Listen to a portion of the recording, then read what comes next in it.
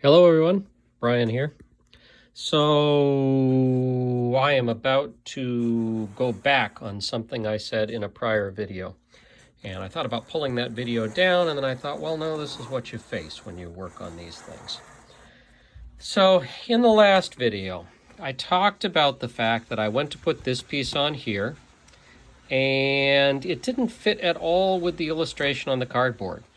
And so that got me to thinking that, oh, well, actually then, it should be maybe attached to the side of the wall here so that it bends outward a little bit.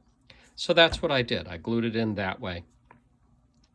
And yesterday I talked about how when you take a look at the illustrations, you see that the curved section of the main back wall seems to be inset, and how that varied from what they seemed to be indicating on the cardboard here and even a little bit down here. And so I came in and I drew lines, and I said, well, you draw some lines and you inset that and you're good, right?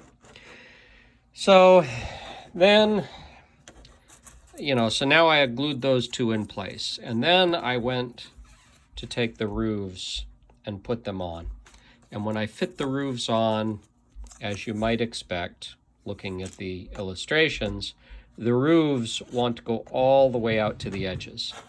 And so neither one fit properly. So then I got to thinking, well, okay, either the lines down here are wrong, or the illustration is wrong, or I need to cut these back so they fit properly, which would be difficult given the angle here, but I could match it. And so I was just trying to figure out what to do. And you face this, I've only built a few of these, but it is my experience you face this sometimes, that one of the ways you can think about these models is it's all sort of a suggestion.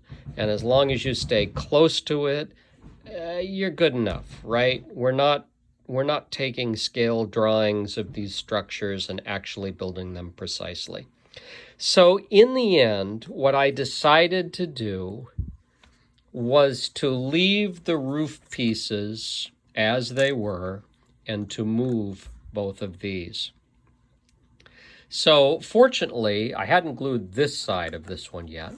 So all I had to do was come in with a knife and slice that right off there and re-glue it in. And you can see some of the cardboard that's left there from when I did that. Easy enough. On this one, I decided to do the same thing. I thought, well, let's go ahead and move it out to the edges, and I'll deal with it when I'm doing the brickwork if there's any issues there. So again, easy enough to come in here and slice down straight, no problem. Not so easy on that side, as you can see.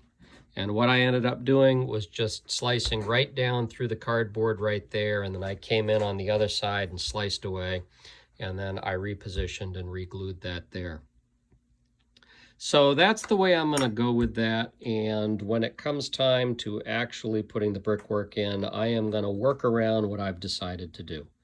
So there you go. You can't always rely upon the illustrations. You can't always rely upon the printing. Sometimes you just kind of have to play with it and work it out. The good thing about this is we're dealing with ceramic bricks here, and you can sand those. You might get yourself into situations where you have to do more sanding than you hoped you had to do.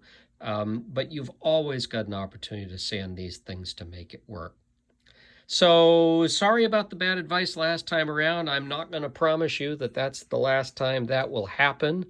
I'm new to this, and this isn't a precision sort of science. It's more art. So there you go. So always take everything I say with a grain of salt. Thank you all for joining me. We'll see you in the next one. Bye-bye.